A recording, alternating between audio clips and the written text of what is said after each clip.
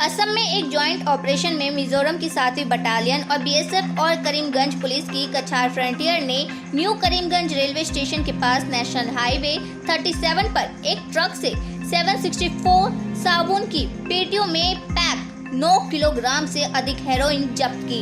एक ड्रग तस्कर गिरफ्तार किया गया। ईडी ने शिक्षा घोटाले में टीएमसी विधायक मानिक भट्टाचार्य को गिरफ्तार किया है। पूछताछ के दौरान सहयोग न करने पर गिरफ्तारी हुई है। छत्तीसगढ़ में ईडी बड़ी कार्रवाई कर रही है। मुख्यमंत्री भूपेश बघेल के करीबी अफसरों के ठिकानों पर रेड पड़ी है। सुबह 7:30 बजे कार्रवाई शुरू हुई। 12 से ज्यादा ठिकानों पर ईडी की टीम मौजूद है।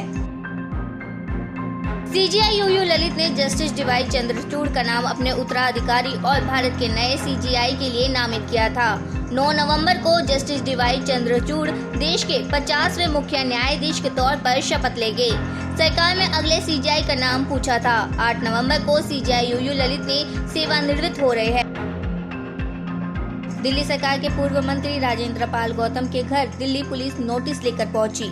आज ही पूछताछ के लिए पूर्व मंत्री को बुलाया गया। आय से अधिक संपत्ति मामले में आर्थिक अपराध शाखा ने बिहार के पूर्णिया में एसपी दया शंकर के आवास पर छापेमारी की है। सुप्रीम कोर्ट ने कलकत्ता विश्वविद्यालय के कुलपति के रूप में सोनाली चक्रवर्ती बनर्जी को पूर्ण नियुक्ति को रद्द करने के कलकत्ता हाई कोर्ट के फैसले की पुष्टि की है। सुप्रीम कोर्ट का मानना है कि राज्य कुलपति की मंजूरी की आवश्यकता वाले खंड को समाप्त नहीं कर सकता। संयुक्त राष्ट्र की बैठक में यूक्रेन ने रूस पर कड़ा तंज कसते हुए आतंकवादी देश बताया है। यूक्रेन में हुए रूस के ताजा हमलों के बाद तत्काल बैठक बुलाई है, जिसमें रूस की निंदा की गई है। साथ ही पश्चिमी देशों ने रूस को आतंकवादी देश निरूपित करते हुए मास्को को अलग थलग करने की जरूरत पर जोर दिया है। संयुक्त राष्ट्र में ये बहस रूस द्वारा यूक्रेन के 4 क्षेत्रों पर किए गए आंशिक रूप में से कब्जे को लेकर को बुलाई गई थी, परंतु इस बहस में यूक्रेन की राजधानी कीव और अन्य शहरों में ताजा हमलों की छाया साफ दिखाई दी है। अंतरिक्ष और विज्ञान की दुनिया में भारत के कदम अब और भी आगे बढ़ रहे हैं। वर्ष 2025 तक भारत की अंतरिक्ष अर्थव्यवस्था लगभग 13 अरब डॉलर तक पहुंचने का अनुमान है। जारी एक रिपोर्ट में बताया गया है कि भारत अपने अंतरिक्ष मिशन को लेकर काफी संजीदा है, इसलिए वह अपने बजट को अप्रत्याशित रूप से बढ़ा रहे हैं। भारत की अंतरिक्ष में बढ़ती कामयाबी से अमेरिका और चीन जैसे देश भी हैरान हैं।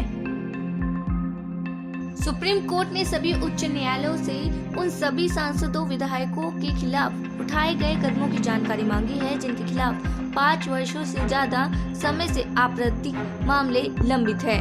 न्यायमूर्ति डीवाई चंद्रचूड़ और न्यायमूर्ति हेमा कोहली की पीठ ने अपने 10 अगस्त 2021 के उस आदेश को भी संशोधित किया है, जिसमें उसने कहा है कि उन न्यायिक अधिकारियों को अदालत की अनुमति के बिना नहीं बदला जाना चाहिए, जो कानून निर्माताओं के खिलाफ सुनवाई कर रहे हैं। केंद्रीय वित्त और कॉरपोरेट मामलों की मंत्री निर्मला सीतारमण अंतर्राष्ट्रीय मुद्रा कोष और विश्व बैंक की वार्षिक बैठकों में भाग लेने के लिए संयुक्त राज्य का दौरा करेगी। वित्त मंत्रालय ने ये बताया है कि केंद्रीय मंत्री 11 अक्टूबर अमेरिका की यात्रा शुरू करने वाली है। अपनी यात्रा के दौरान मंत्री अंतर्राष्ट्रीय मुद्रा कोष और विश्व बैंक, G20 वित्त मंत्रियों और सेंट्रल बैंक गवर्नर की वार्षिक बैठकों में भाग लेगी। इकोनॉमिक साइंस के नोबेल पुरस्कार के लिए अमेरिका के 3 अर्थशास्त्रियों को चुना गया है। फेडरल रिजर्व के पूर्व chairman Ben S Bernanke, Chicago University के डगलस डब्ल्यू डायमंड और वॉशिंगटन यूनिवर्सिटी से जुड़े फिलिप एच डाइबविंग। ईरान में प्रदर्शनकारियों ने छात्रों के साथ धरना दिया। उनके समर्थन में तेल समेत कई इंडस्ट्री के कामगार हड़ताल पर रहे। सोशल मीडिया पर पोस्ट वीडियो के संकेत दे रहे हैं कि राजधानी तेहरान ही नहीं, अन्य शहरों में भी विरोध के कई केंद्र बन चुके हैं, जहां महिलाएं सिर के स्कार्फ जलाकर और इस इस्लामी गणतंत्र के खिलाफ नारेबाजी कर अपना विरोध जता रही है। सुप्रीम कोर्ट ने नफरत भरे भाषण का मुद्दा उठाने वाली एक याचिकाकर्ता से कहा है कि वह जांच के दौरान उठाए गए कदमों सहित सभी विशेष घटनाओं का ब्यौरा दे। शीर्ष अदालत ने कहा है कि शायद आपका ये कहना सही है कि नफरत भरे भाषणों की वजह से देश का माहौल खराब हो रहा है, और आपके पास ये कहने के लिए सही आधार है कि इस पर अंकुश लगाने की जरूरत है। चीफ जस्टिस यूयू ललित और जस्टिस SR भट्ट के बेंच ने याचिका पर सुनवाई के दौरान हालांकि कहा है कि किसी मामले का संज्ञान लेने के लिए एक तथ्यात्मक आधार होना चाहिए। पश्चिम बंगाल विधानसभा में विपक्ष के नेता शुवेंदु अधिकारी ने कहा कि कोलकाता के मोमिनपुर इलाके में हिंसा के पीछे अलकायदा और ISI है। उन्होंने ये भी दावा किया कि हिंसा के बीच 5000 हिंदू कोलकाता से भाग गए हैं। शुवेंदु अधिकारी ने कहा है कि पुलिस कमिश्नर ने क्षेत्र में भाजपा नेताओं के प्रवेश पर रोक लगा दिया है और इंटरनेट प्रतिबंधित कर दिया है।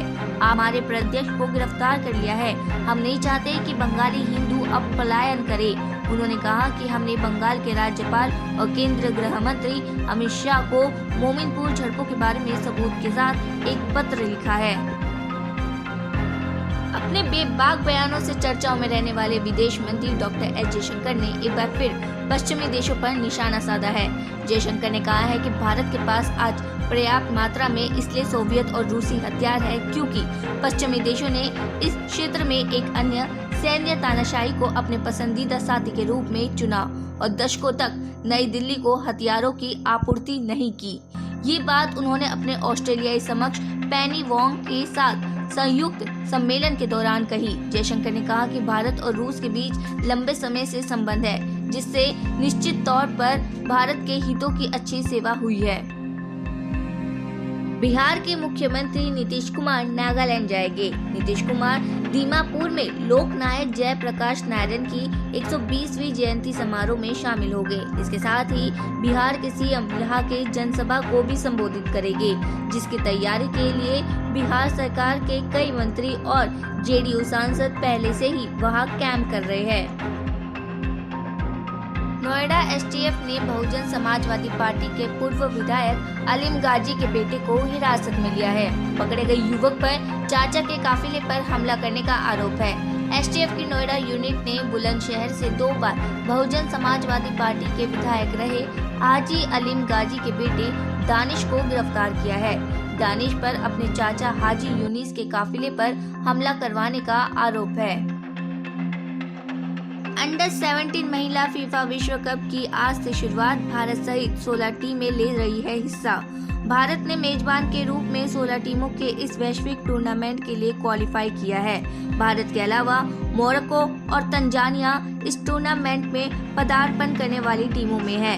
भारतीय टीम ग्रुप A में है, जहां अमेरिका और मोरक्को के अलावा ब्राजील भी है।